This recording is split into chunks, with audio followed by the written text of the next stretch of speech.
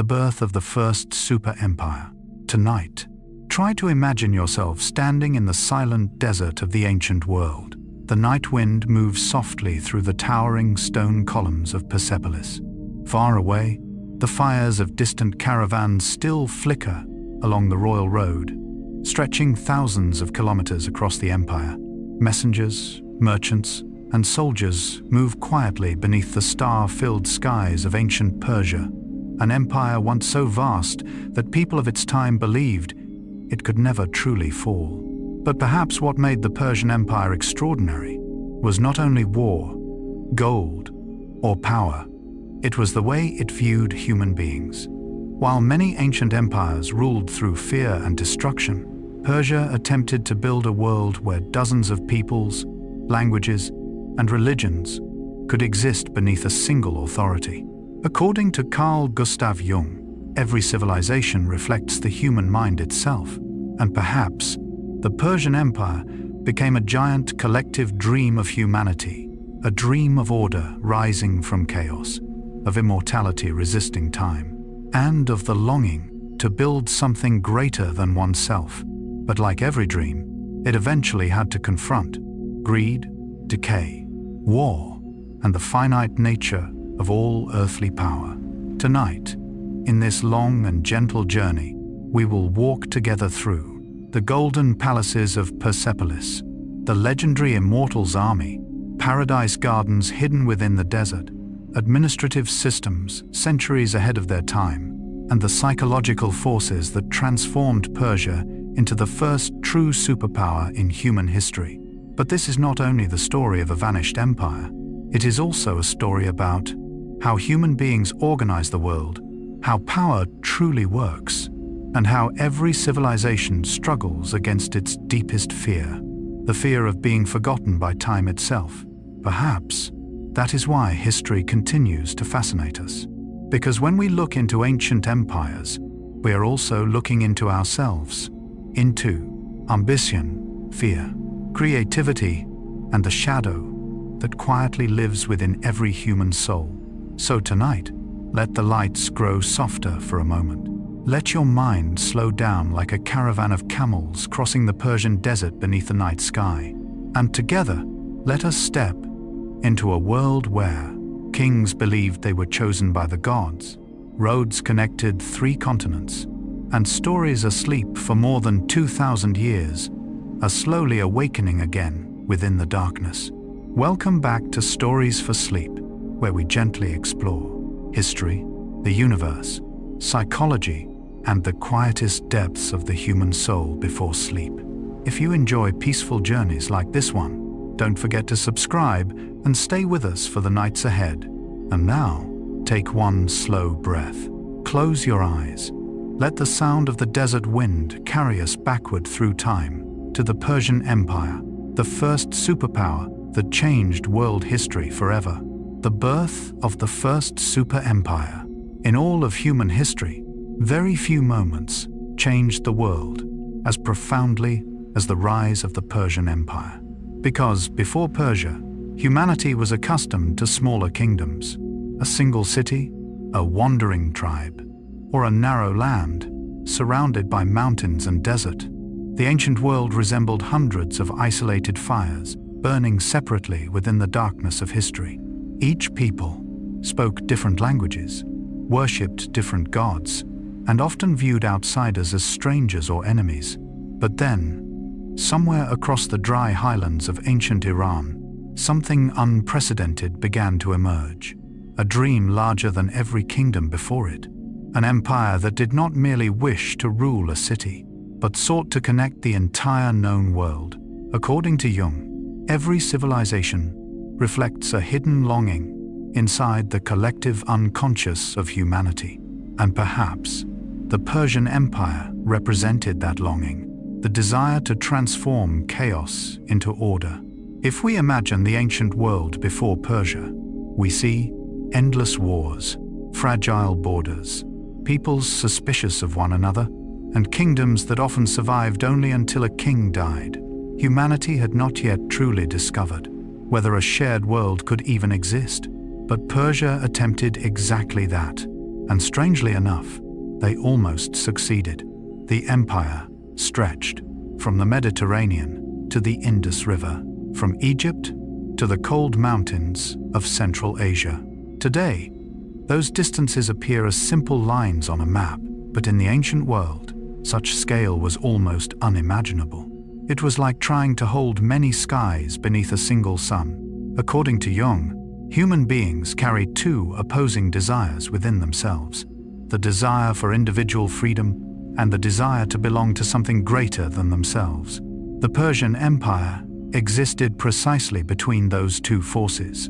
They did not try to transform everyone into Persians, and that was what made them different. Many ancient empires ruled through fear, forced assimilation, and the destruction of local cultures. But Persia understood something remarkably early. Human beings do not merely need to be controlled, they need to feel that they are still allowed to exist. And so, many peoples under Persian rule were permitted to keep their own languages, their own religions, their own customs. This was almost unheard of in the ancient world. According to Jung, when people attempt to erase all difference, the shadow inevitably appears. That shadow becomes resistance, anger, a chaos, and the desire to rebel. Persia seemed to understand this psychological truth long before psychology itself existed. They ruled not only through the sword, but through connection. If we think slowly enough, the rise of Persia was not simply territorial expansion. It completely changed how humanity imagined the idea of an empire. Before Persia, a kingdom usually resembled the home of one people. After Persia, an empire became something larger. Many peoples, many languages, many cultures, all functioning beneath one central authority. It resembled a vast body with countless hearts beating together. According to Jung, this is also deeply similar to the human psyche itself, because inside every human being, there is never only one identity. We contain memories, instincts, fears, desires, and many conflicting parts of ourselves. Maturity is not destroying those parts. It is learning how they may coexist without tearing one another apart. Perhaps Persia unintentionally achieved something similar on the scale of civilization. If you stood within Persepolis during its height, you would hear Greek, Egyptian, Babylonian, Persian, and dozens of other languages spoken at once. Caravans arrived from across the ancient world carrying gold, spices, ivory, silk, horses, and precious stones. Persepolis was not merely the capital of a nation. It felt like the nervous system of the ancient world itself. According to Jung, human beings are always fascinated by things larger than ordinary life. Great empires make people feel both awe and smallness at the same time. And sometimes, that feeling of smallness becomes spiritual, like standing before the ocean, mountains, or a sky filled with stars. The Persian Empire created that same sensation, a power so immense that many people of the time almost believed it had been chosen by the gods themselves. If we think deeply enough about this, we realize every great empire is built not only through armies, but through stories. Persia told the world a story, that order could become greater than chaos, that many peoples could coexist beneath one shared system. That power did not always need to arrive through total destruction. According to Jung, human beings live through symbols far more than they realize. And the Persian Empire became exactly that, a symbol of vastness, organization, and the longing to unite the world. But every symbol carries its own price. The larger an empire becomes, the more it fears collapse. The more peoples it contains, the more differences it must hold together. And somewhere beneath the beauty of imperial power, one question always remains: can human beings truly coexist beneath one authority forever? According to Jung, every system attempting to create perfect order must eventually confront the darkness hidden inside itself, because chaos never fully disappears. It merely sleeps for a while, and history would eventually prove, even the Persian Empire, humanity's first superpower, could not escape that truth. But perhaps the most important thing is not that the empire eventually fell, it is that it permanently changed human imagination. After Persia, the world no longer dreamed small.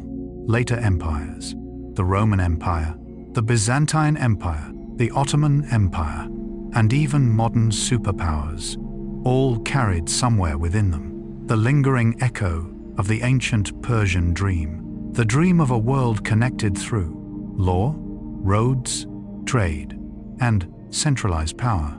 If we remain in silence long enough and imagine caravans crossing moonlit deserts beneath the ancient sky, we begin to feel the Persian Empire was not merely a historical event.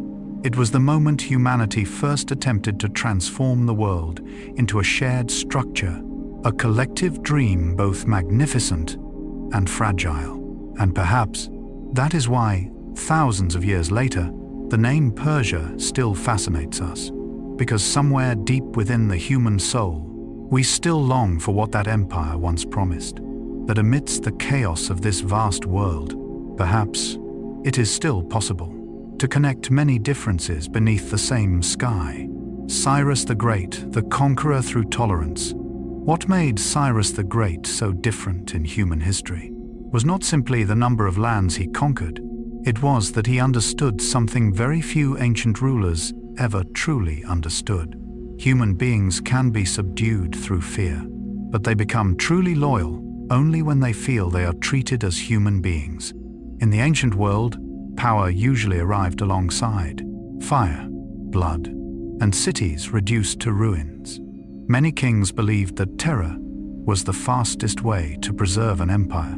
Enemies had to fear them, subjects had to obey them, conquered peoples had to lose their identity.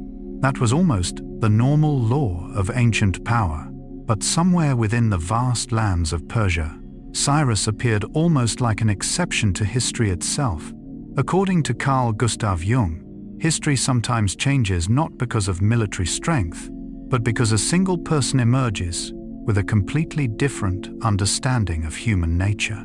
And Cyrus seemed to be one of those rare people.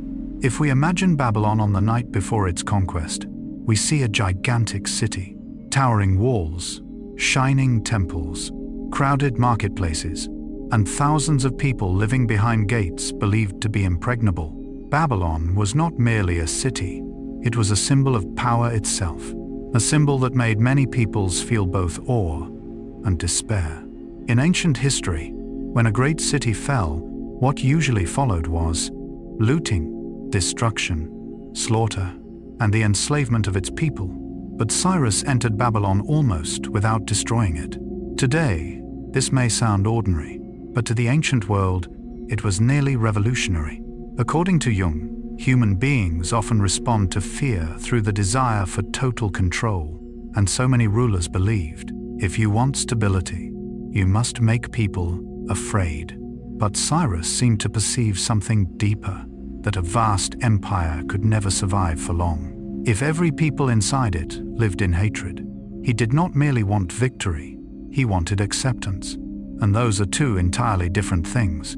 If we think slowly enough, Cyrus's tolerance was not weakness. It was an extraordinarily intelligent psychological strategy. He allowed peoples to keep their religions, their customs, their languages, and their collective memories.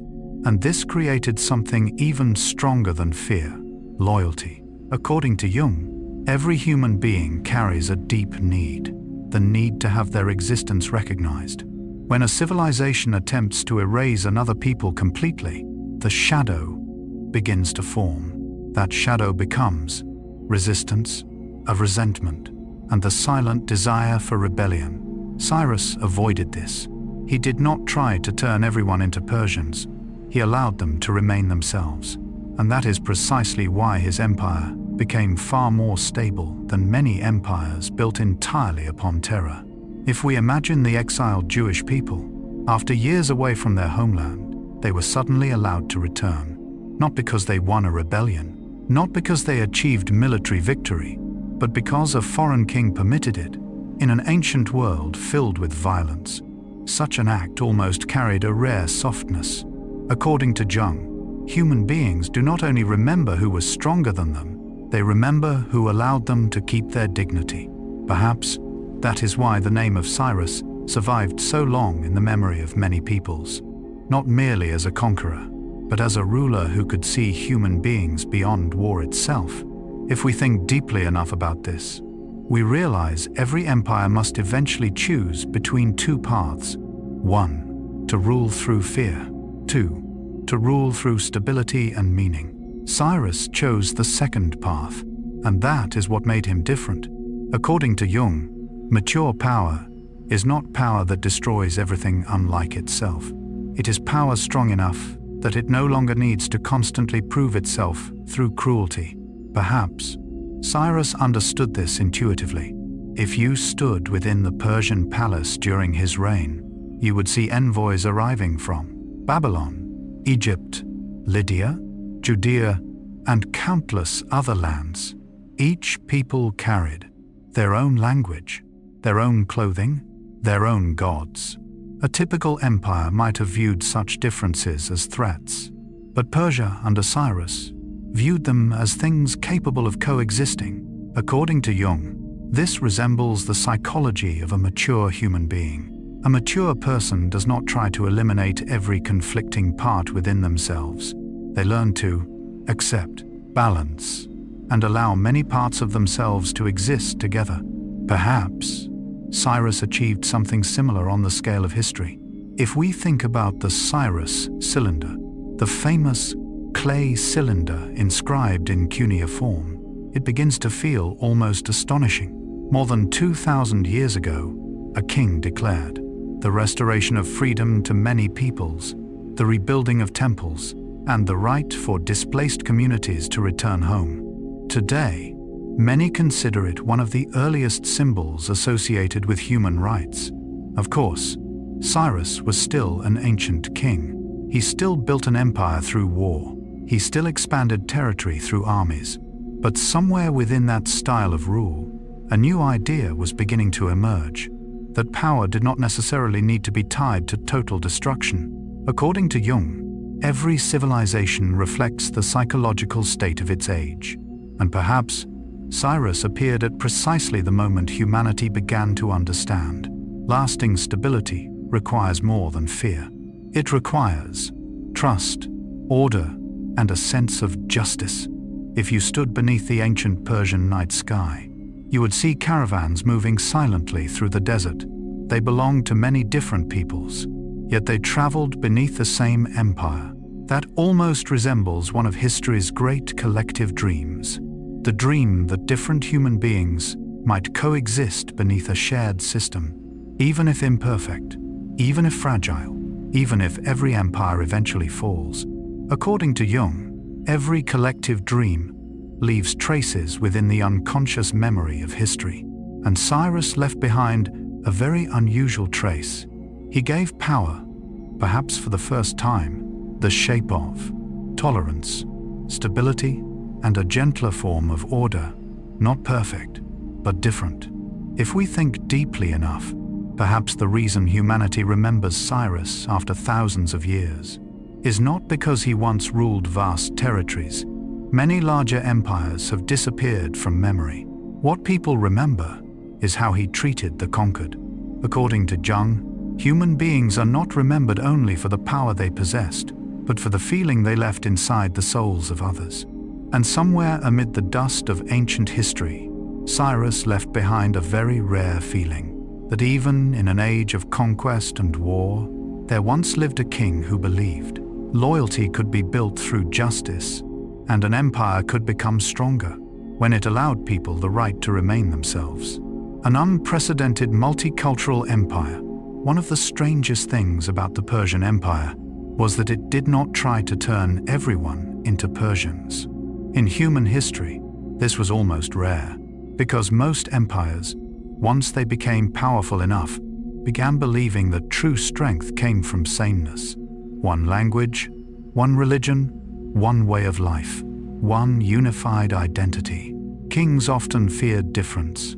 They worried that if people kept their own customs, their own gods, and their own memories, the empire would eventually collapse from within, and so many ancient civilizations chose assimilation, forced control, or the erasure of local cultures.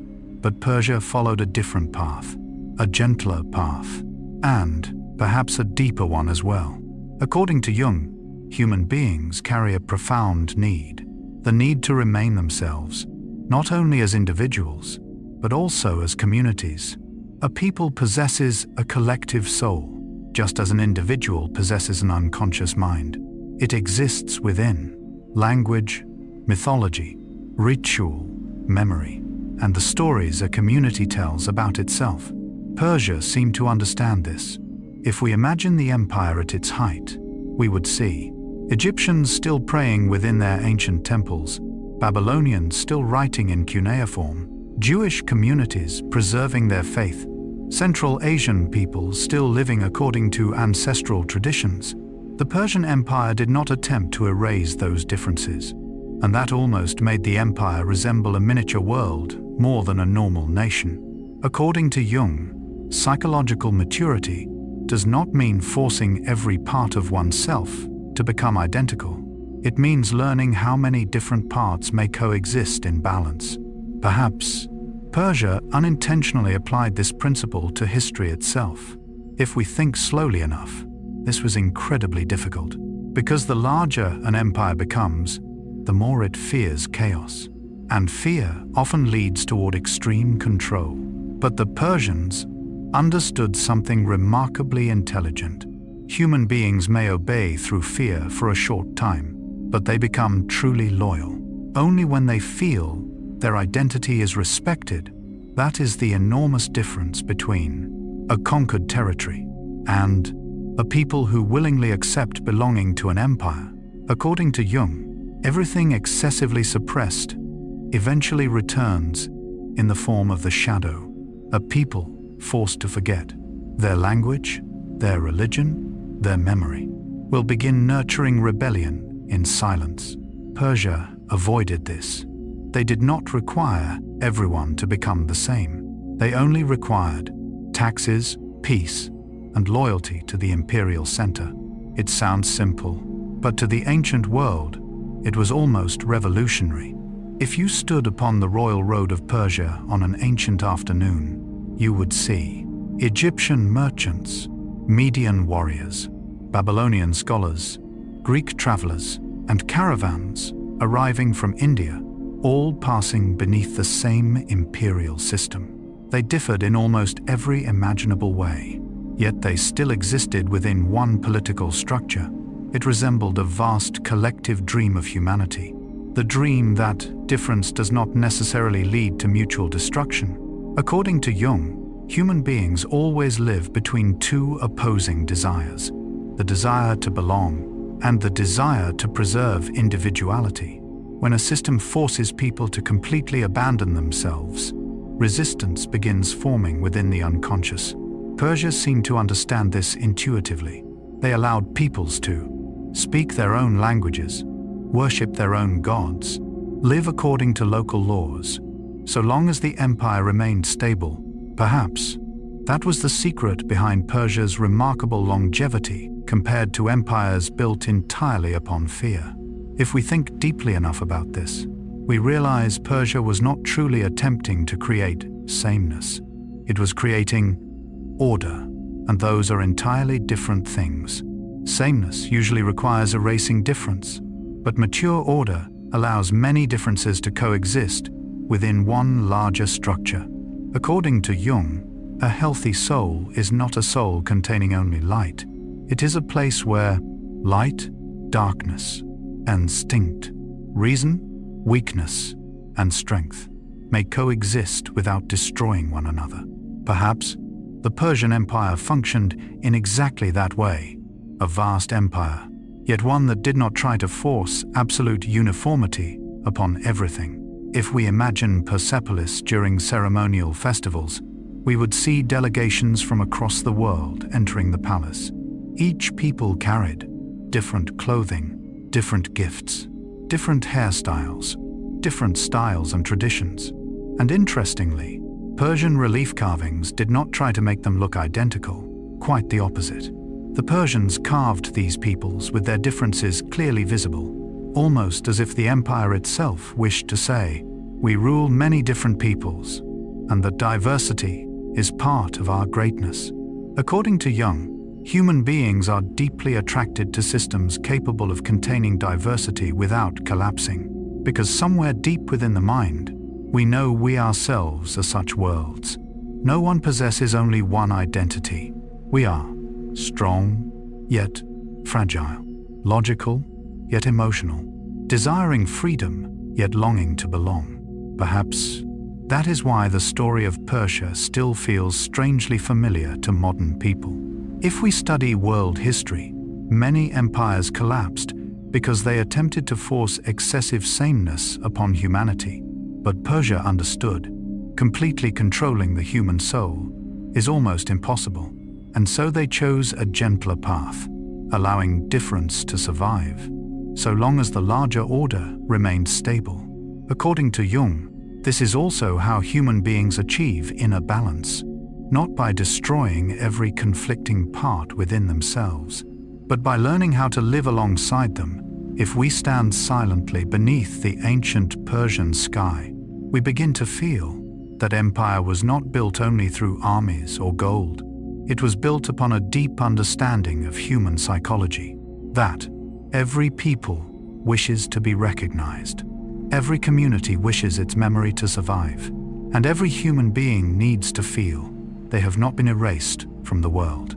Perhaps that is why the Persian Empire became one of the most stable superpowers of the ancient world, not because they were always the strongest, but because they understood lasting loyalty is rarely created through fear.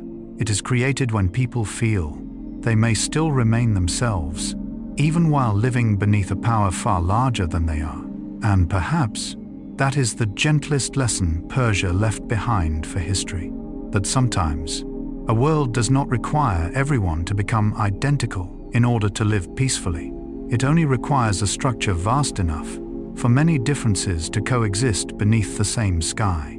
A genius system of administration and governance. One of the most astonishing things about the Persian Empire was not merely its army, nor was it entirely its massive palaces, gold and treasure, or conquests stretching across 3 continents. It was something far quieter. Records, seals, roads, anonymous officials sitting beneath oil lamps, patiently recording taxes, goods, troop numbers, and messages arriving from distant lands. Throughout history, many empires were born through war, but very few survived for long without learning how to govern. And Persia, especially under Darius the Great, transformed administration into something almost architectural in its precision. According to Jung, every great system reflects a deep human need, the need to create order within chaos, because somewhere deep inside the human mind, people fear disintegration. We fear losing control, losing direction, and the world collapsing into incomprehensible chaos. Perhaps every great empire was humanity's attempt to resist that feeling. If we imagine the Persian Empire at its height, we see a territory so vast it was almost impossible to govern through ordinary methods. From the deserts of Egypt to the mountains of Armenia to lands near the Indus River, the challenge was not only geography, it was different languages, different laws, different customs, and millions of people who would never meet one another. An empire like this could easily collapse. A delay in communication, a corrupt official, or a rebellious province, and everything might fall apart like sand in the desert. But Darius understood something remarkably modern. True power does not lie in the sword. It lies in the ability to make everything function together. So he divided the empire into large provinces known as satrapies. Each satrapy became like a smaller world, with its own governor, its own administration, its own revenue system. It sounds simple, but for the ancient world, it was almost revolutionary. According to Jung, the human mind functions similarly.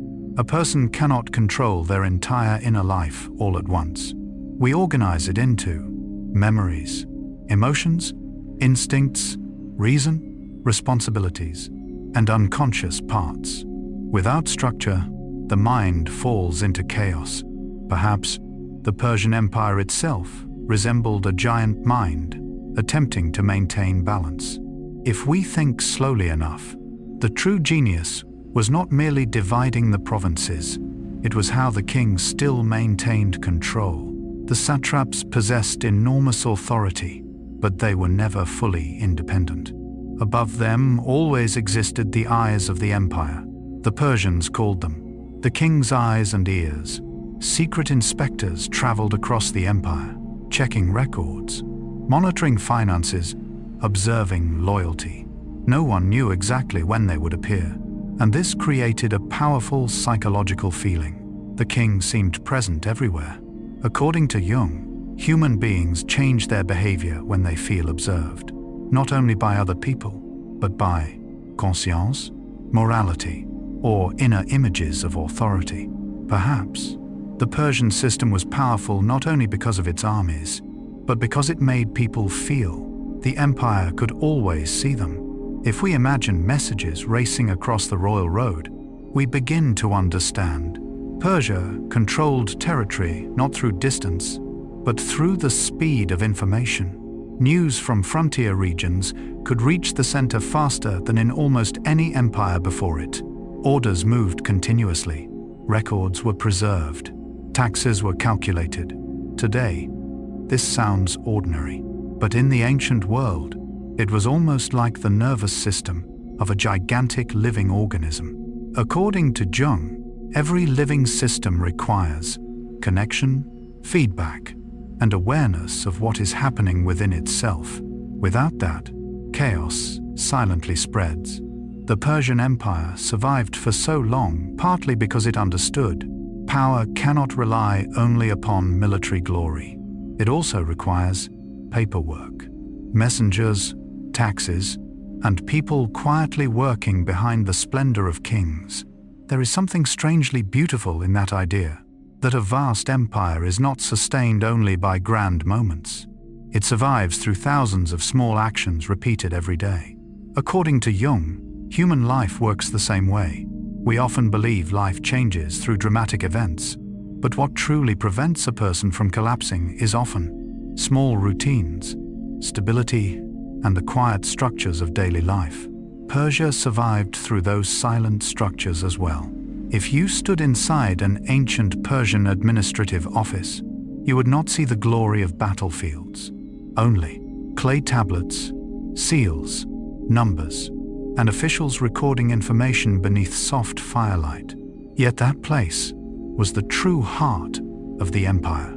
According to Jung, human beings are often fascinated by visible images of power, warriors, kings, palaces. Meanwhile, the things that truly sustain the world are often far more invisible: organization, order, power, and coordination. Perhaps that is what made Persia remarkable.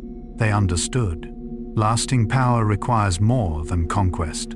It requires systems capable of allowing millions of people to function together without constantly collapsing into chaos. If we think more deeply, Darius the Great almost resembled an architect of order itself. He did not merely build roads, palaces, or armies. He built an invisible structure stretching across the empire, a network of information, control, responsibility, and oversight. According to Jung, every great civilization attempts to create a kind of collective consciousness, a feeling that everyone belongs to the same system. Persia achieved this not only through symbols, but through practical governance. Every province understood they belonged to the empire. The empire was watching, and central authority was always present somewhere. If we stand silently beneath the ancient Persian desert sky, we begin to realize the most powerful thing about great empires is not their armies, It is their ability to make millions of distant human beings move according to the same rhythm. There is something almost psychological about that, because a healthy human mind functions similarly. Many different parts, many conflicting forces, yet all held within one larger order. According to Jung, when inner structure collapses, chaos enters, and empires are no different. Perhaps Darius understood this better than most rulers of his age. He understood that a great empire does not first die from enemies outside. It dies when information stops flowing, trust collapses, and the internal system begins to decay. So he transformed Persia into a gigantic machine of administration, not perfect, but astonishingly modern for its time. And perhaps that is what made the Persian Empire more than merely an ancient kingdom. It became a new idea about how human beings organize the world. That true power does not lie only in conquest, but in the ability to keep a vast, diverse, and chaotic world continuing to function together beneath the same sky. The Royal Road and the empire's lightning-fast communication network.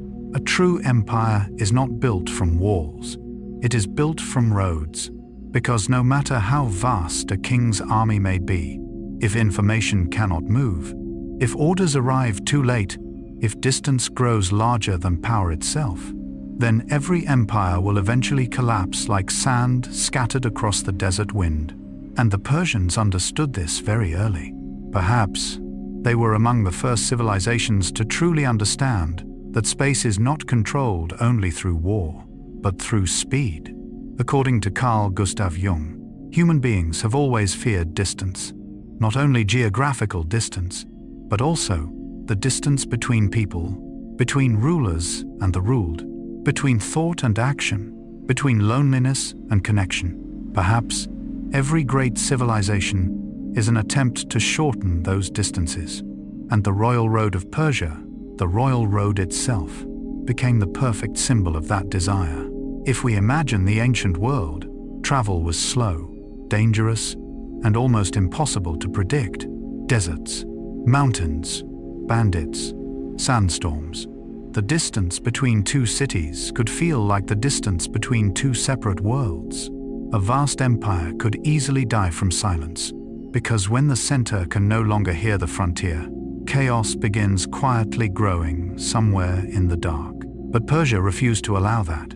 They built a road stretching thousands of kilometers, connecting Sardis in the west to Susa at the heart of the empire. A route almost like an artery running through the gigantic body of Persia itself.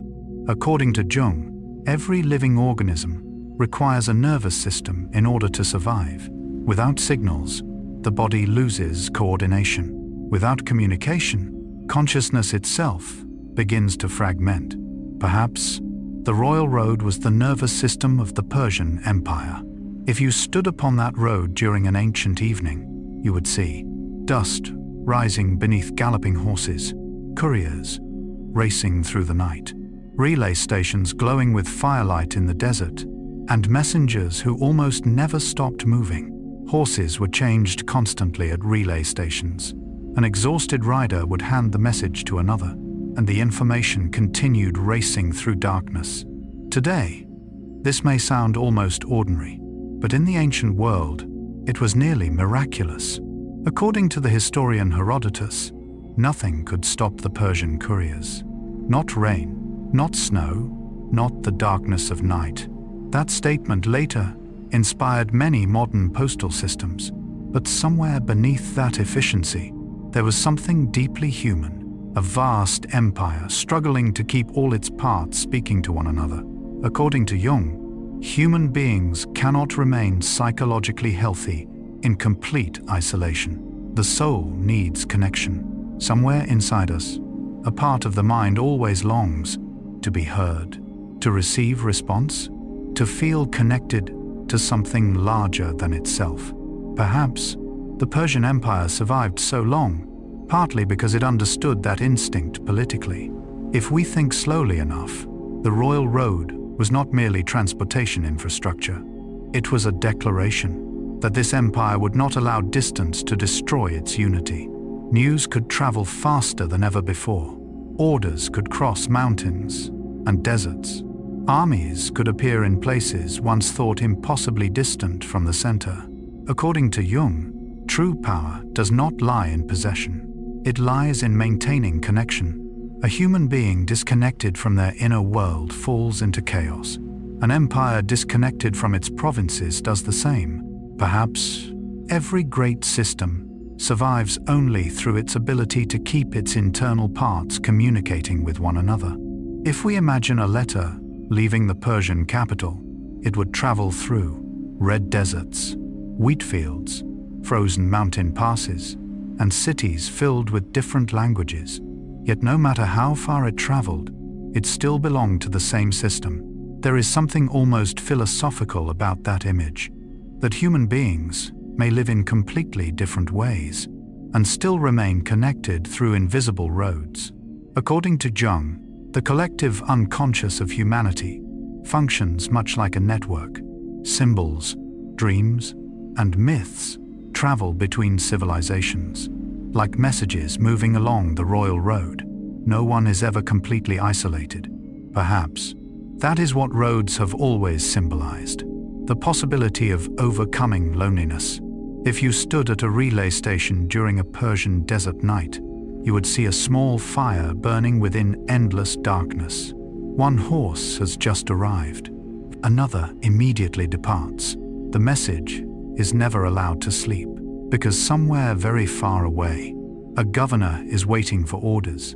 An army requires instruction. A frontier province is becoming unstable. According to Jung, time itself is one of humanity's deepest anxieties. We fear being too late, losing control, and watching the world change before we can respond. The Royal Road was partly Persia's attempt to resist that fear. They used speed to defeat distance, infrastructure to defeat chaos, and connection to prevent the empire from falling apart. If we think more deeply, this was one of the first moments in history when humanity understood power was no longer merely physical strength. It was information, speed, and the ability to respond faster than others. According to Jung, human consciousness develops similarly. A mature mind is not necessarily the strongest mind.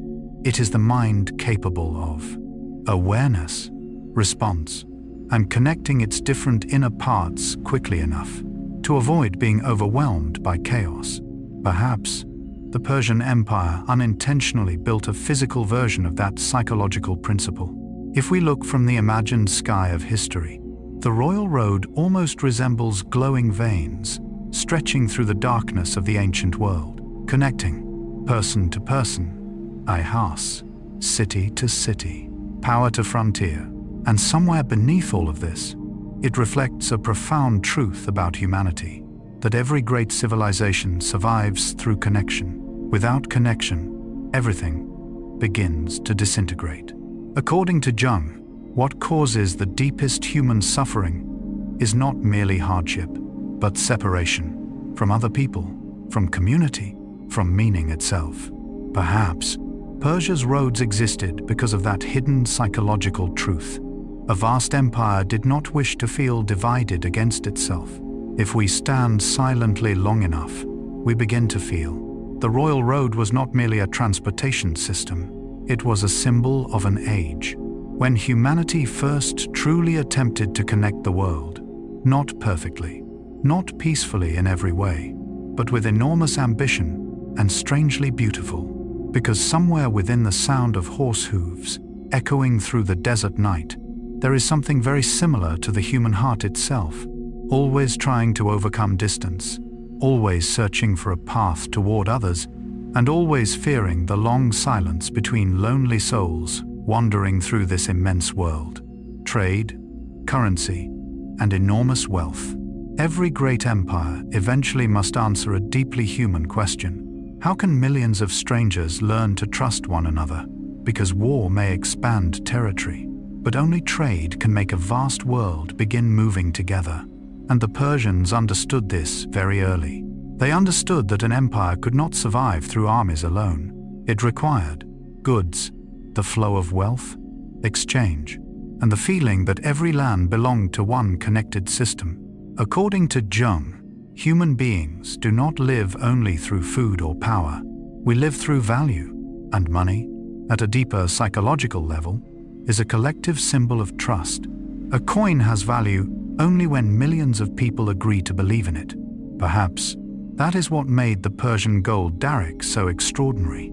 It was not merely precious metal, it was the promise of an empire. If we imagine the ancient world before standardized monetary systems, trade was incredibly difficult. Every region possessed different systems of exchange, different weights, different values, and different laws. The merchant traveling from Egypt to Babylon almost felt like someone crossing parallel worlds. But Darius the Great wanted something greater. He wanted the empire to function like a unified organism. And so he introduced the daric, a highly pure gold coin, famous throughout the ancient world.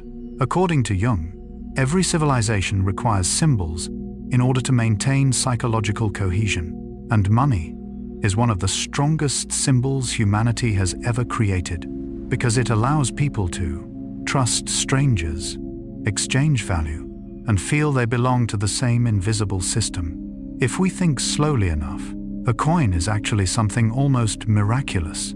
A farmer, a merchant, and a soldier may never meet one another. Yet all of them agree that a small piece of metal represents value. That can only happen when collective trust exists. Perhaps the Persian Empire became powerful partly because it understood how to create that trust on a massive scale. If you stood inside an ancient Persian marketplace, you would hear bargaining in many languages, the sound of camels, metal coins striking one another, the scent of cinnamon, incense, olive oil, and dyed fabrics from distant lands. Merchant caravans brought silver from Anatolia, grain from Egypt, livestock from the plains, gemstones from the east, and luxury goods from places almost legendary. What is remarkable is that all those differences could coexist within the same economic system. According to Jung, human beings are always searching for order within chaos, and trade, at a deeper level, is a form of psychological order. It creates predictability, connection, and the feeling that the world operates according to understandable rules. Perhaps that is why wealthy empires often feel more stable, not merely because they possess gold, but because they make people feel tomorrow will continue functioning. If we imagine tribute caravans approaching Persepolis, we would see camels carrying ivory, carts filled with silver, war horses, fine carpets, perfumes, and endless luxury goods. Everything slowly flowed toward the imperial center like rivers feeding the sea. There is something almost hypnotic about that image. A vast world continuously moving towards central power. According to Jung, human beings have always been fascinated by abundance, not merely material abundance, but the feeling of fullness itself, because somewhere deep in the unconscious, we fear scarcity, we fear hunger, we fear insecurity, we fear abandonment within the chaos of existence. Perhaps Persia's enormous wealth was not merely economic. It was also psychological, a promise that this empire was strong enough to provide stability. If we think more deeply, trade is actually a form of communication. Every object carries with it is a last of memory, customs, and stories from the place it originated. A textile from the East, a wine vessel from Greece, or spices from India were never merely products. They were fragments of civilizations meeting one another. According to Jung, human beings mature through encounters with the other. When we live only inside our own world, we begin believing our way of life is the only one possible. But trade opens doors toward unfamiliar cultures, and Persia became the place where those worlds collided, blended, and transformed one another. If you stood within a marketplace during the reign of Darius, you would hear dozens of languages simultaneously. An Egyptian merchant might exchange goods with someone from Central Asia, a Babylonian trader could purchase items from lands he had never seen. It almost resembled the earliest version of a globalized world. According to Jung, every great civilization reflects humanity's deep desire, the desire to move beyond the limits of one's birthplace. Trade is part of that desire, because every trade route whispers, "The world is larger than where you were born." Perhaps that is why commercial empires often develop not only economically, but imaginatively. If we think slowly enough, the Daric did not merely simplify commerce. It created a shared language of value. A person in Egypt and a person in Babylon might differ in gods, clothing, customs, but both understood the value of Persian currency. And that quietly connected the empire together. According to Jung, the strongest symbols are those that allow different people to share common meaning. And money, despite its practicality, is one of the most powerful symbols humanity has ever created. It enables strangers to cooperate, distance to feel smaller, and civilizations to become dependent upon one another. If we view Persia from very far away, the empire almost resembles a gigantic network of gold, goods, trust, and roads that never sleep. A system where trade became the bloodstream, and money became the invisible language of power. According to Jung, everything humanity creates externally reflects something internal within the mind. Perhaps the desire to accumulate wealth is not only greed, it is also the search for safety, stability, and the belief that tomorrow will still exist. Persia succeeded partly because it made millions of people believe exactly that beneath imperial rule, roads would remain open, goods would continue flowing, and the world would keep functioning rather than collapsing into chaos. If we stand silently beneath the firelight of an ancient Persian marketplace, we begin to feel that empire was not built only through armies or palaces. It was built through profoundly human exchanges, buying and selling, giving and receiving, trusting and connecting. And somewhere between the soft sound of gold coins touching one another in the darkness of history, we can hear a remarkably gentle truth, that every great civilization ultimately survives because it convinces strangers that they still belong to the same shared world. Persepolis, the city of power and ceremony. Every great empire eventually wants to build a city, not merely for people to live in, but to make them feel small. And Persepolis was exactly such a place. It was not built simply to serve as a capital. It was built like a dream carved from stone about absolute power. A colossal stage upon which the Persian Empire told the world a story about itself. According to Carl Gustav Jung, human beings never live through reality alone. We live through symbols, through images, through feelings. A great palace is not merely a place to live. A throne is not merely a chair. A ceremonial city is not merely a location for festivals. All of these are the language of the psychology of power, and Persepolis may have been one of the greatest stone sentences ever written in the ancient world. If you imagine yourself approaching Persepolis on a morning more than 2,000 years ago, you would see the city emerging from the dry land, almost like a mirage. Gigantic staircases, towering columns, walls covered in intricate carvings.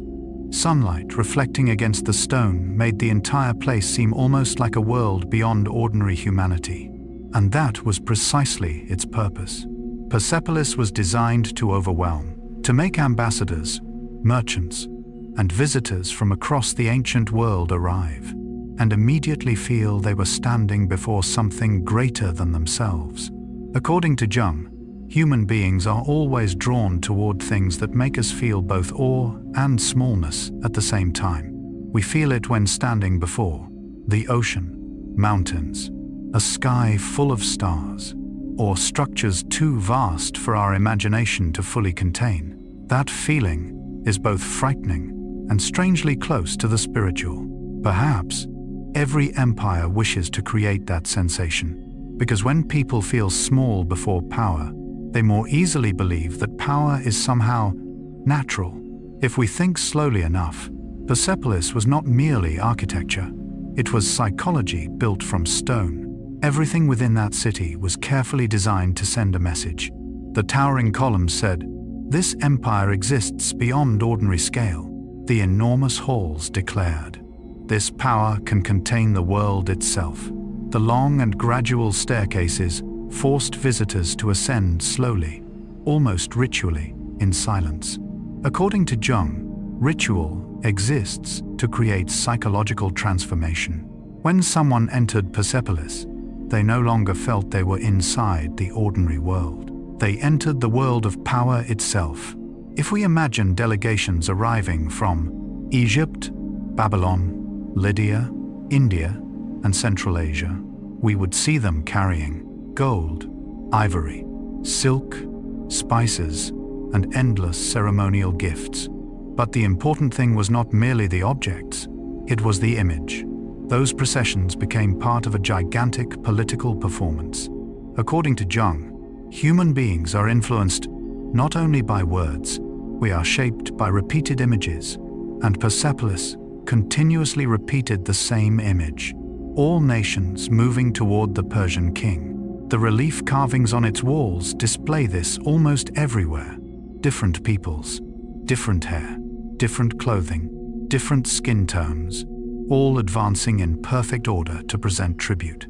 There is no chaos, no rebellion, no war, only orderly submission. It was propaganda, but extraordinarily sophisticated propaganda. According to Jung, every long-lasting power must construct a mythology about itself. No empire rules forever through armies alone. An empire must convince people that its existence is reasonable, natural, perhaps even sacred. Persepolis achieved this not through speeches, but through feeling. If you stood within the hall of 100 columns, you would feel almost overwhelmed by the scale of space itself. The columns rose so high that the people beneath them appeared tiny. According to Jung, monumental architecture always affects the unconscious mind. It makes human beings feel small, fragile, and surrounded by something vastly greater than themselves. Perhaps that is why temples, cathedrals, and royal palaces are often constructed in this way. They are not merely functional, they are emotional machines. Persepolis was exactly that, a machine for generating collective emotion. If we think more deeply, what is remarkable is that Persepolis was not truly built as an ordinary city. It resembled more a ceremonial city, a place for royal audience, festivals, rituals of power, and moments when the empire performed itself before the world. According to Jung, human beings require ritual in order to stabilize psychological structures. Ritual helps transform power into something sacred, transform order into something natural, and transform obedience into part of collective meaning. Perhaps Persepolis itself was ritual transformed into architecture. If we imagine night descending upon the city, firelight from the halls reflected across the stone, voices speaking many languages echoed through enormous corridors. Ceremonial music drifted through the air. The scent of incense and burning oil moved through the cold desert atmosphere. The entire place almost resembled a collective dream of greatness. According to Jung, every empire reflects the collective ego of the civilization that created it, and Persepolis reflected a very clear one. Persia wished to be seen as the center of the world, not merely powerful, but also wealthy, orderly, civilized, and blessed by divine forces. If we think long enough, we begin to realize that human beings always construct monumental buildings to resist a deep fear, the fear of being forgotten. A massive palace is almost like a declaration. We existed, we were powerful, we wanted history to remember us. According to Jung, every great human creation is partly an attempt to achieve symbolic immortality. We know our bodies are temporary, so we build temples, statues, cities, and structures larger than a single human life. Persepolis was precisely such an attempt, an effort to transform power into something lasting beyond time itself. But then, like every dream of power, it eventually confronted fragility. Alexander the Great eventually entered Persepolis, and the city was burned. Flames consumed palace roofs, wooden columns, and many parts of the ancient Persian dream itself. According to Jung, every ego that becomes too enormous eventually encounters its own shadow. No power is eternal. No symbol is truly immortal. And perhaps that is what makes the ruins of Persepolis so sad today. The remaining columns stand motionless in the desert wind. The stairways, once climbed by emissaries from across the world, are now crossed quietly by tourists. But strangely, even after the empire disappeared, the city still overwhelms human beings. According to Jung, a truly powerful symbol does not die when the civilization itself vanishes. It continues living inside humanity's collective unconscious, and Persepolis survives in exactly that way, not merely as ruins, but as the memory of a moment when human beings believed they could build a city magnificent enough to make the entire world look upward in silence. The Persian army and the immortals, every vast empire, eventually confronts a deeply hidden fear. The fear that one day the order it created will collapse, and because of that, empires always attempt to build something that appears invincible. For ancient Persia, that thing was called the Immortals. The name alone already sounds more like mythology than an army. According to Jung, human beings have always been fascinated by immortality because somewhere deep within the mind, we know we are fragile. We know the body will age, memory will fade, and every form of power will eventually disappear. And so civilizations create symbols against that fear. Immortal gods, eternal monuments, kings chosen by divine forces, and in Persia's case, an army that seemed incapable of dying. If we imagine the immortals marching through the ancient desert, we would see thousands of soldiers moving almost like an endless current, matching uniforms, spears, bows, and shields, measured footsteps, silence, discipline, and the strangest thing of all, their numbers never changed. If one soldier died, another immediately replaced him. From the outside, the army never appeared smaller. It resembled a living organism incapable of weakening, and so the Greeks called them the Immortals. According to Jung, every powerful symbol operates at the level of the unconscious. An ordinary army frightens people through weapons, but an army that never disappears strikes something much deeper, the fear that such power cannot be resisted at all. Perhaps Persia understood the psychology of imagery extraordinarily well. If we think slowly enough, the Immortals were not merely soldiers, they were theater, a way for the empire to say to the world, "We will always exist." According to Jung, human beings constantly create myths to resist the feeling of limitation. An immortal army almost resembles the collective version of that desire, the longing that death can be defeated, order can last forever, and empire will never dissolve. But somewhere beneath all that grandeur, the Immortals were still human beings. They still became exhausted, felt fear, suffered wounds, and died like everyone else. The immortality was never individual. It belonged to the system itself. And that is what makes Persian thinking feel astonishingly modern. According to Jung, human beings often search for immortality by merging themselves into something larger: religion, nation, history, or collective identity. When one immortal died, the army continued, the individual disappeared, the symbol remained. There is something both magnificent and tragic in that idea. If we imagine the Persian military during its height, it almost resembled a miniature world.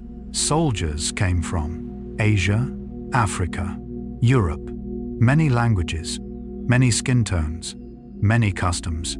an army composed of countless different peoples. This was very different from many ancient armies built around only one central ethnicity. According to Jung, every large system must learn how to contain diversity without losing order. Persia achieved this not only politically, but militarily as well. If you stood inside an ancient Persian military camp, you would hear horses, metal workers forging weapons, voices from distant lands, and the sounds of an enormous war machine in motion. But Persia's true strength did not lie in chaos. It lay in organization. According to Jung, order is humanity's attempt to resist primordial chaos, and the Persian military almost became the perfect symbol of that struggle. They were not powerful merely because of numbers, they were powerful because of logistics, coordination, speed, and the ability to make dozens of peoples fight like one single body. If we think more deeply, a great army does not die first because it lacks soldiers. It dies when supply lines collapse, communication slows, and organization begins to decay. Persia understood this. They built roads, supply depots, transportation systems, and communication networks so their armies could move across enormous distances. According to Jung, every strong structure requires continuous flow. Blood must circulate through the body. Information must circulate through the mind. Supplies must circulate through armies. Perhaps that is what made Persia more frightening than its appearance alone suggested. It was not merely a collection of warriors. It was a system capable of operating itself. If we imagine Persian cavalry charging across the plains, speed itself almost becomes a psychological weapon. Cavalry, archers, and coordinated strategy allowed them to dominate enormous spaces. They did not always attack directly. Sometimes they exhausted opponents before the battle truly began. According to Jung, human beings fear things they cannot fully see or control. A flexible army that appears and disappears creates the sensation of a force always existing somewhere beyond reach. Perhaps that is why Persian armies felt both terrifying and almost mythical to many ancient civilizations. If we think about the immortals long enough, we realize that what fascinates people is not merely their military strength, but the idea that they represented something larger than the individual, a system that continues endlessly, even as the humans inside it constantly disappear. According to Jung, this is also one of humanity's deepest sorrows. We know we are temporary, but systems, history, nations, empires, and time itself continue after we vanish. Perhaps that is why armies like the Immortals always feel both magnificent and cold, because they remind us the individual is fragile before enormous collective structures. If you stood silently in the Persian desert night, watching the Immortals pass beneath torchlight, you would begin to feel they were not merely soldiers. They were symbols of humanity's desire to defeat time itself, to create something that does not weaken, does not disappear, does not die. But according to Jung, every attempt to achieve absolute immortality eventually confronts the shadow of mortality. And the Persian Empire was no exception. The Immortals eventually disappeared. Kings died. Victories became memory. Desert sands covered the footprints of armies that once terrified the world. But strangely, the name Immortals still survives after more than 2,000 years. Not because they truly escaped death, but because the symbol touched something very deep within the human soul, the longing that somewhere within the fragility of existence, perhaps there is still something strong enough to outlive time, engineering, water, and life in the desert. Nothing reveals more about a civilization than the way it searches for water, because in fertile lands, human beings can easily forget how fragile life truly is. But in the desert, every drop of water feels almost like a miracle. And the ancient Persians, living across vast, dry lands beneath an unforgiving sun, learned how to do something almost unimaginable. They carried life itself through stone and sand. According to Carl Gustav Jung, every civilization reflects humanity's inner struggles. And perhaps, the desert has always been a profound symbol of the unconscious mind. It represents loneliness, scarcity, chaos, and the fear that life could disappear at any moment. In many ancient myths, the desert was never merely geography. It was a spiritual trial, a place where human beings confronted the limits of themselves.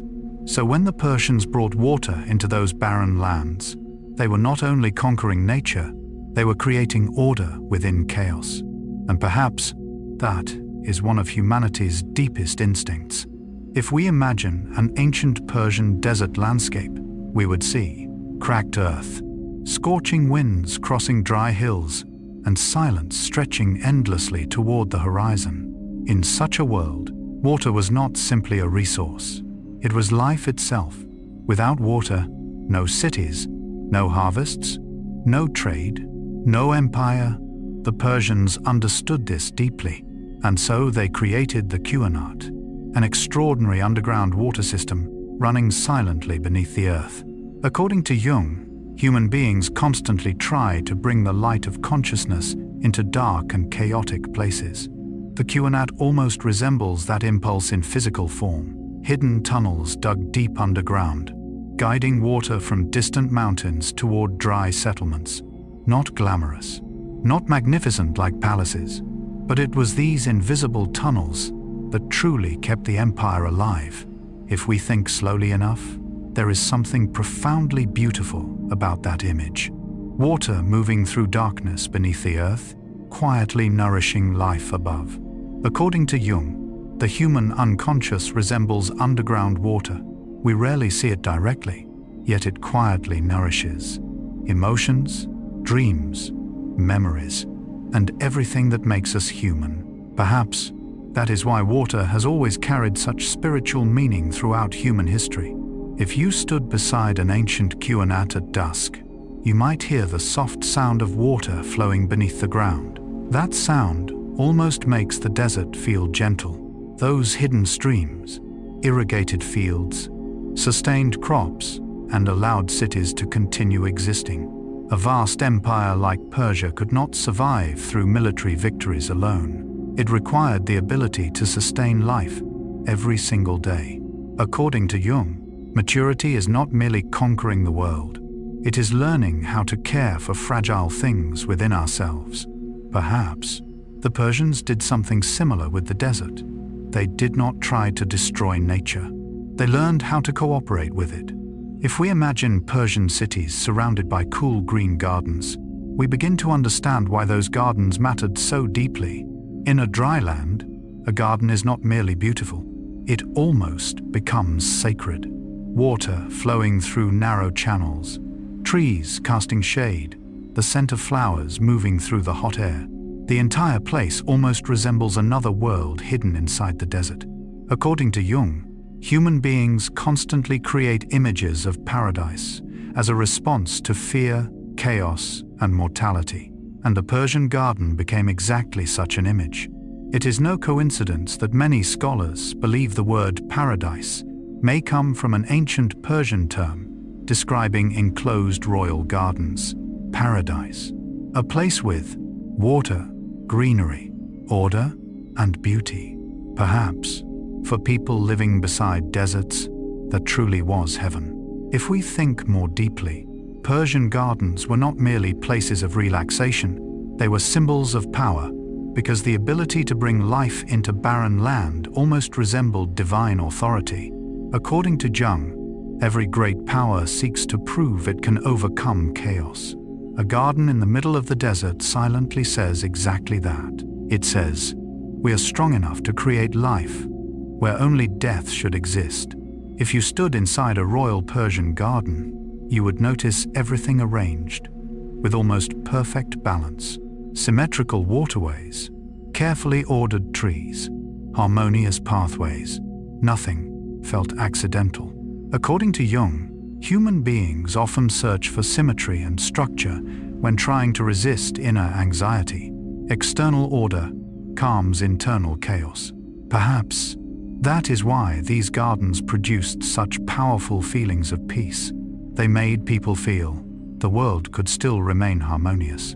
If we think long enough, one astonishing truth emerges. Many great monuments of power now survive only as ruins, but the idea of the Persian Paradise Garden still lives on. It traveled through Islamic architecture, Mughal gardens, Eastern palaces, and even humanity's modern imagination of paradise itself.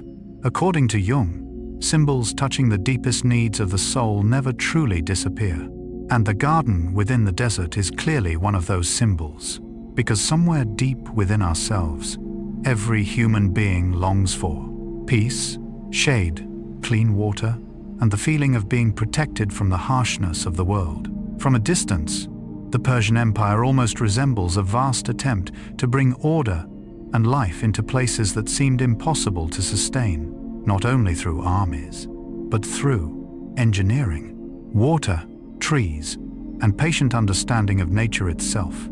According to Jung, this is also humanity's inner journey. We constantly try to transform the deserts inside ourselves, fear, loneliness, chaos, into places where life and meaning can still survive.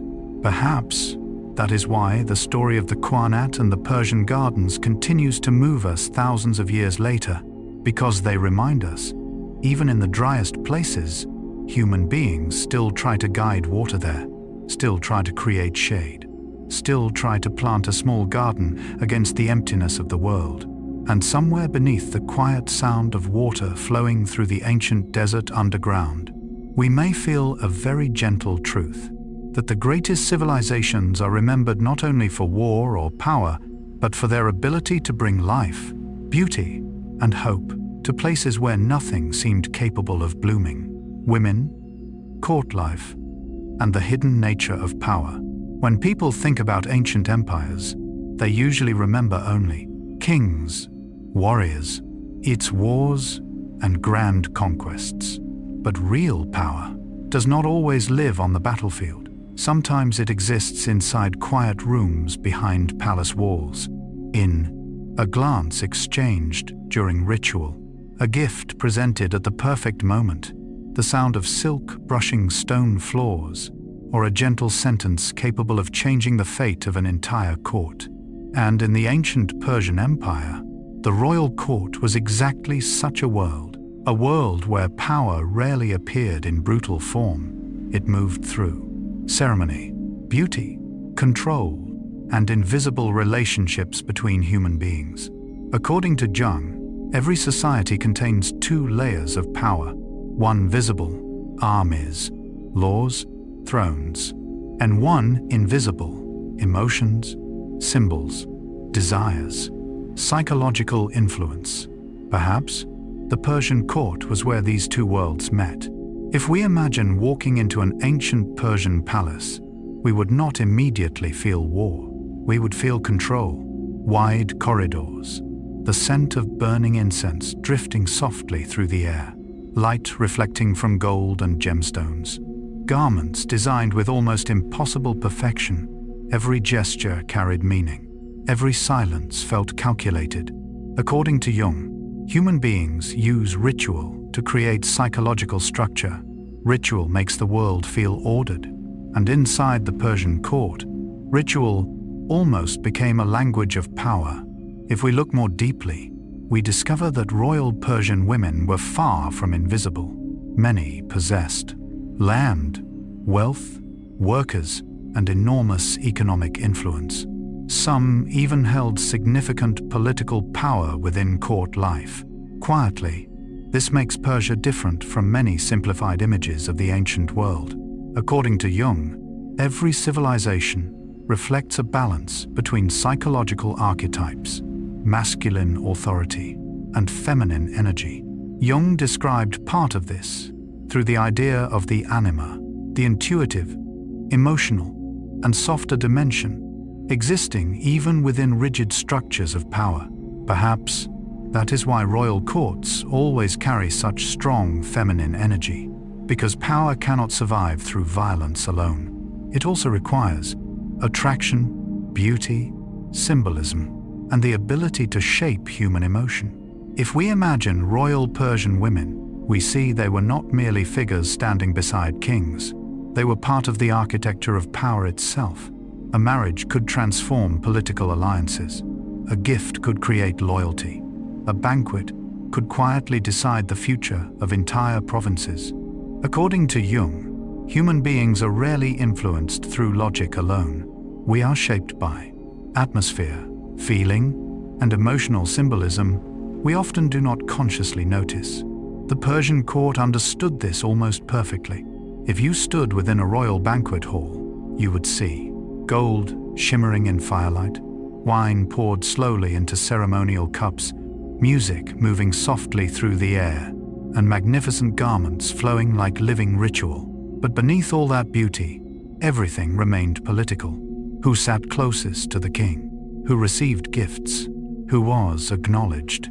Who was forgotten? According to Jung, human beings constantly create social theater, spaces where power is performed through symbols. And the Persian court was an enormous stage for exactly that performance. Nothing was truly accidental. Luxury itself became a message. It declared, "This empire is wealthy. This order is stable. This power is protected by divine forces." If we think slowly enough, Persian luxury was never merely indulgence. It was disciplined. And that is fascinating, because chaos and luxury often travel together. But in Persia, even beauty was carefully controlled. According to Jung, human beings attempt to create order against the fear of chaos. A perfect royal court almost resembles an attempt to create an ideal world, where everything stands in its proper place. Every ritual follows its rhythm, and every symbol strengthens central authority. Perhaps that is why great empires loved ceremony so deeply. Ceremony transforms power into something natural. If we observe court clothing, we realize garments were never simply garments. They were language, colors, fabric, jewelry, all quietly communicating status, distance from power, and each person's role within imperial order. According to Jung, human beings use symbols to understand their place within the world. A crown, a royal robe, or a rare jewel is never merely an object. It becomes psychological meaning. Perhaps that is why humanity remains fascinated by royal courts across thousands of years, because they reflect a deep unconscious desire, the desire to be seen, recognized, and connected to the center of power. If we imagine someone entering Persepolis for the first time, they would almost feel as though they had entered another reality, a world more beautiful than ordinary life, richer than ordinary life, and organized beyond the chaos of everyday existence. According to Jung, human beings are always attracted to images of wholeness. Perfect systems, symmetry, and order bring comfort to the mind. Perhaps that is what the Persian court truly offered, not merely power, but the illusion of perfection. If we think more deeply, ancient courts often resembled theaters more than administrative centers. Everyone was performing a role. The king performed majesty, nobles performed loyalty, ambassadors performed reverence, and even silence carried its own role. According to Jung, this reflects something deeply human. He called it the persona, the social mask each person wears in order to exist within society. And perhaps the Persian court was where persona reached its most refined form. No one was entirely themselves. Everyone became a symbol. If we stand silently within those ancient palace corridors, we begin to feel. Real power is rarely based only on force.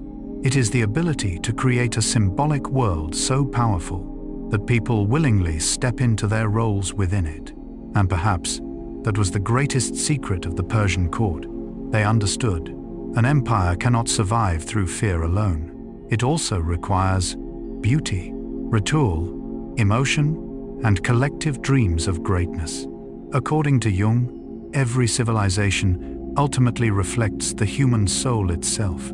and in the warm golden light of the ancient Persian court, we can glimpse a very deep part of that soul, the desire to transform the chaos of existence into a world of order, meaning, and beauty vast enough to make human beings forget their fragility, if only for a brief moment beneath the lights of history. The decline of a vast empire. Every great empire carries within itself a very human illusion that its power will last forever, when standing among enormous palaces, endless armies, rivers of gold flowing in from every direction, and millions of people bowing before authority, it becomes easy to believe that time itself will never touch you. And perhaps the Persian Empire, the first true superpower of the ancient world, once believed that too. But history is something both gentle and merciless. It always reminds humanity that even the grandest structures are still created by finite beings. According to Carl Gustav Jung, every system of power carries within it a shadow, an invisible darkness, the part that is denied, hidden away, or quietly growing in silence. A human being can be destroyed by their own shadow, and perhaps an empire can as well. If we imagine the Persian Empire at the height of its glory, it would appear almost impossible to shake. Territories stretching across 3 continents, roads connecting thousands of miles, an administrative system functioning like a gigantic living organism, armies feared across the known world. But paradoxically, that very vastness eventually became its burden. According to Jung, anything that expands beyond balance will eventually begin producing chaos from within. A tree that grows too large may break beneath its own weight. A mind obsessed with controlling everything will eventually exhaust itself. And an empire grown too wide slowly loses the ability to keep all its parts connected. If we think slowly enough, a vast empire never collapses in a single day. It decays quietly. Messages move more slowly. Distant provinces become harder to control. Officials grow corrupt. Power struggles unfold in palace shadows. Loyalty gradually fades. And somewhere beneath the still glorious surface, the original unity slowly disappears. According to Jung, this is precisely how the shadow works. It rarely arrives as sudden catastrophe. It grows through things ignored: greed, arrogance, stagnation, and the belief that one is too great to fail. Perhaps Persia began weakening precisely when it believed itself strongest. If we imagine the palace corridors during the empire's later years, the atmosphere feels different. There is still gold, ceremony, banquets, and outward displays of power, but beneath it all, something no longer feels whole. According to Jung, when a structure loses connection to its original spirit, it gradually becomes an empty shell. Perhaps what made Persia powerful under Cyrus and Darius was not merely organization, it was the feeling that the empire still possessed a meaningful purpose, creating order, connecting the world, and preserving stability. But over time, every great system risks forgetting why it exists at all. If we think more deeply, the truly frightening thing was not Alexander the Great. It was the fact that, by the time Alexander arrived, Persia was no longer entirely itself. According to Jung, external enemies are often only catalysts. The real collapse usually begins from within. A person internally exhausted will eventually be defeated by even small pressures. A civilization behaves much the same way. If we imagine Alexander advancing into Persian lands, we see someone young, ambitious, almost carrying the energy of a storm. But we should also remember, he was not confronting Persia at its strongest. He confronted an empire that had already lost part of its original unity and vitality. According to Jung, new generations eventually emerge to challenge old structures that have become rigid. This is almost a psychological law of history. What was once flexible becomes hardened. What was once creative becomes empty ritual. And then a new force appears. If we reflect long enough, the burning of Persepolis may be one of the saddest images in ancient history.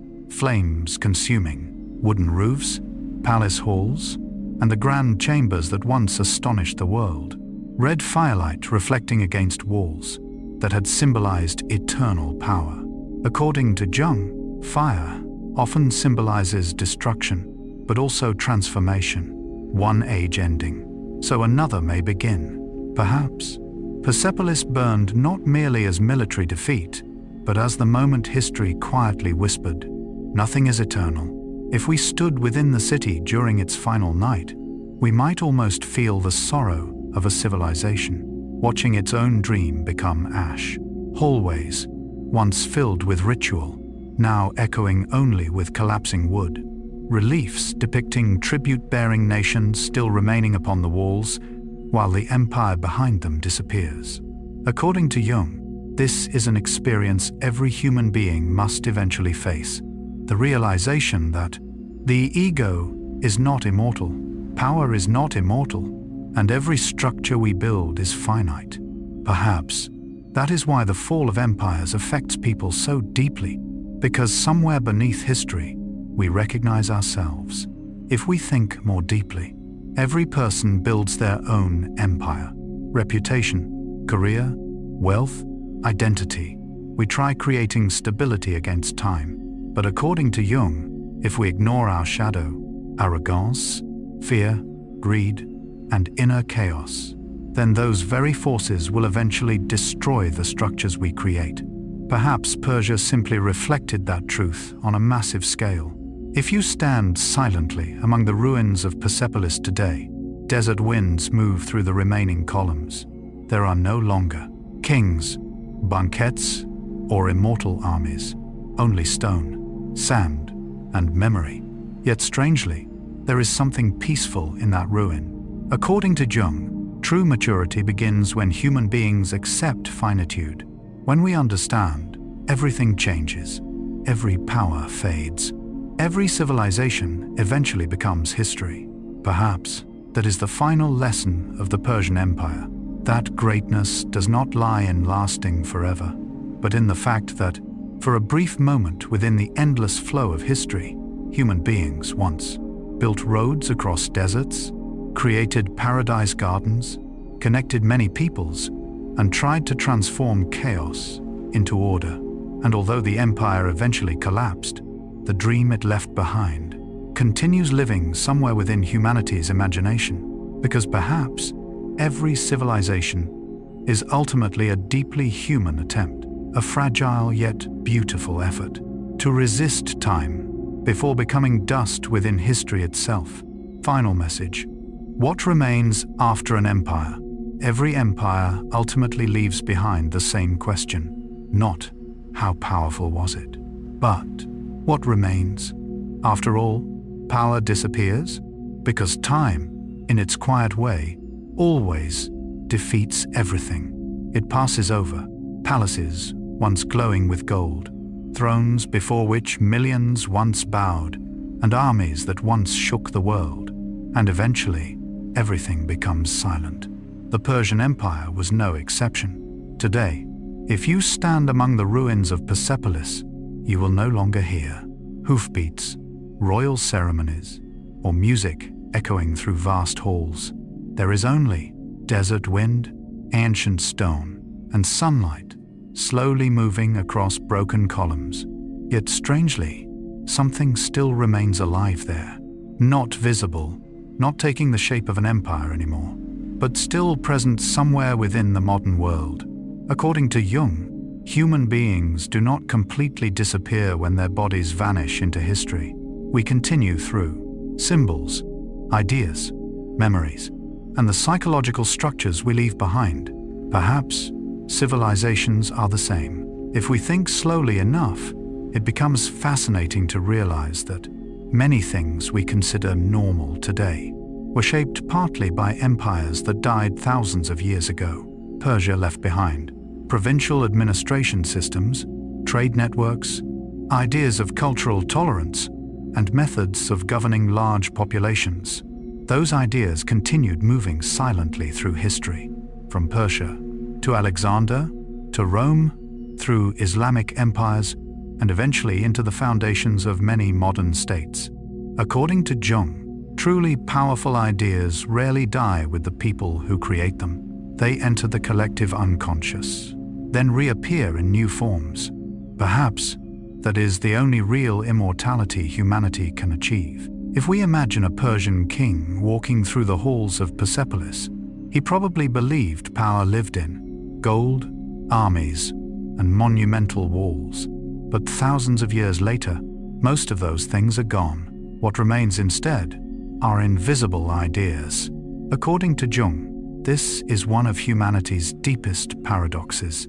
We spend our lives trying to preserve tangible things, yet what survives longest is often stories, symbols, and the ways we reshape the minds of future generations. If we think more deeply, every empire is ultimately fighting against one thing: forgetting. Human beings build palaces, monuments, cities, laws, because somewhere inside, we fear disappearing without leaving a trace. According to Jung, humanity's greatest fear is not death alone. It is the feeling that our lives carried no meaning. Perhaps that is why civilizations constantly try to create something larger than themselves.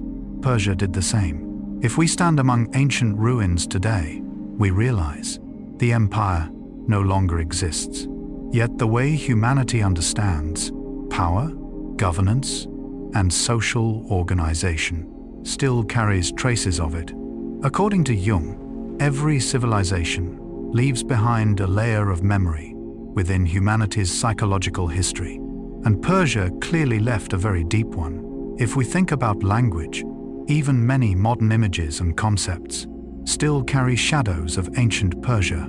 Ideas such as paradise as a garden, multicultural empires, or the image of a ruler preserving world order, all still linger somewhere within human culture.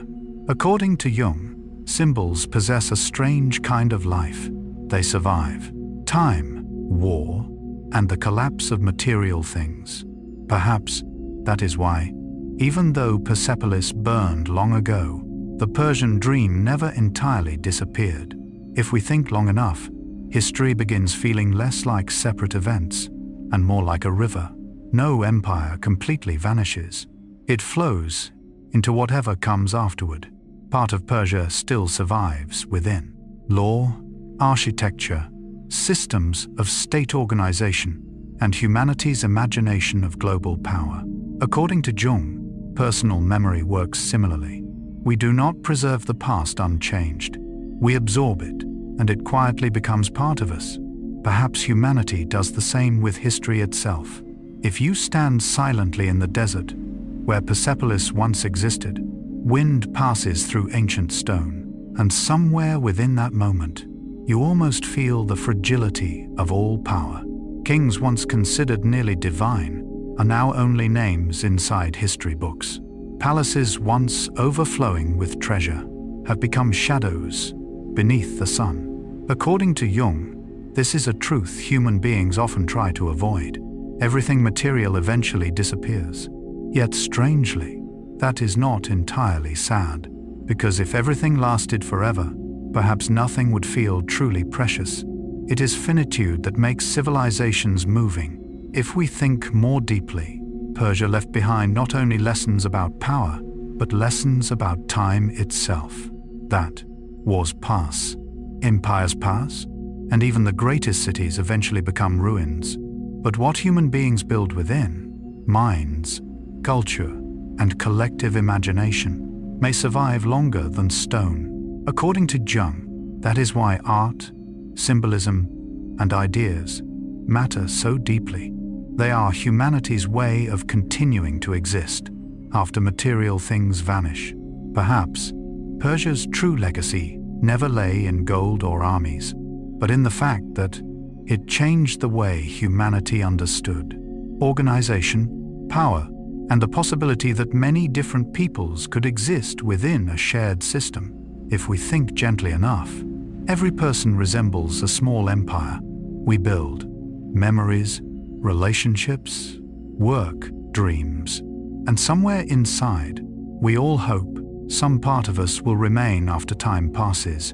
According to Jung, what survives longest is not the ego, but what we leave inside the souls of others. Perhaps civilizations are no different. If you stand beneath the quiet darkness of an ancient desert night and look at the same stars that once illuminated the Persian Empire thousands of years ago, you begin to feel a very soft truth, that all power eventually disappears, but the longing to create order, build beauty, connect people, and leave meaning behind in the world continues living from generation to generation, like a distant echo from an empire that dissolved into sand and dust, yet still survives somewhere within. The language we speak, the cities we build, and the ways we understand civilization itself. And perhaps that is what truly remains after every empire, not its power, but the humanity it leaves behind within the long memory of the world. And perhaps, after all the journeys we have shared tonight, from the vast deserts of ancient Persia to palaces glowing beneath firelight, to the immortal armies crossing history, to paradise gardens blooming within dry lands, the deepest thing left within us is not war, not gold, not power, but a profoundly human question. What truly remains after everything passes away? According to Jung, every civilization resembles a collective dream. For a brief moment within the endless river of history, human beings gather together, believing in an order, a symbol, a dream of greatness. Then time moves onward. Kings disappear. Walls collapse. Roads once filled with caravans sink beneath dust. Yet strangely enough, the dream never fully dies. Part of it continues living within memory, culture, language, and humanity's understanding of itself. Perhaps that is what makes history feel so gentle. It reminds us everything is finite, but it also reminds us nothing ever completely disappears. If we think slowly enough, Persia was not merely an ancient empire. It was a reflection of humanity itself. The longing to connect the world, create order within chaos, build beauty in the desert, and leave behind something larger than ourselves. According to Jung, every human being carries a deep need within, the need for life to feel meaningful. Perhaps civilizations feel the same. They build cities, palaces, laws, gardens, and stories of power as a way of resisting the fear of being forgotten. But eventually, time reaches everything, and perhaps that is not the saddest thing, because if everything lasted forever, we might never learn to treasure fragile beauty. An empire lasting a few centuries, a human life lasting a few decades. Both are brief beneath these stars. Yet strangely, that briefness makes everything more meaningful. If you stood among the ruins of Persepolis at night, you would hear desert wind passing through ancient stone columns.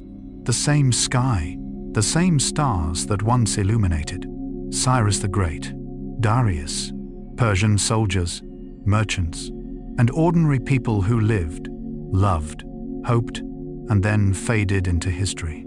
According to Jung, the past is not truly behind us.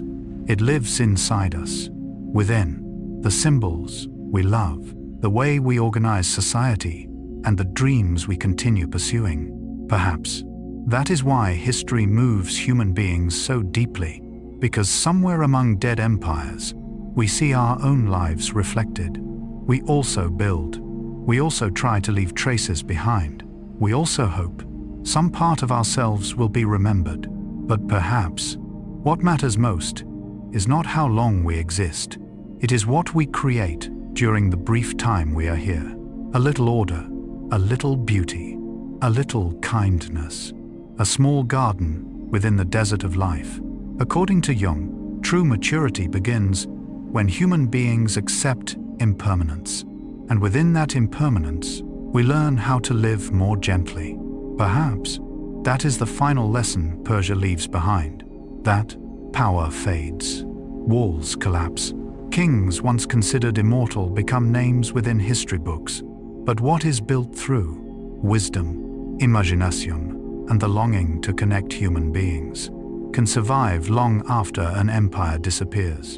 And now, as the night grows deeper, perhaps it is finally time for your mind to rest. Let the sound of desert wind, the flowing water of ancient Persian gardens, and the soft light of history drift slowly through your thoughts like a quiet dream. You do not need to remember every event, every king, every battle. Only keep the feeling that, for thousands of years, human beings have always tried to create meaning within this vast and impermanent world, and somewhere, perhaps that makes all of us a little more connected to one another. Thank you for joining tonight's journey with Stories for Sleep. If you enjoy gentle explorations of history, psychology, and the deeper layers of the human soul through the lens of Jung, don't forget to subscribe and continue traveling with us on future nights. Every small subscription is like a tiny light glowing in the darkness, helping these peaceful stories continue reaching souls that need rest. And now, take one slow breath. Relax your shoulders. Let every thought settle softly, like desert sand beneath an ancient night sky. Good night, and we will meet again in the next journey through history, dreams, and the human soul.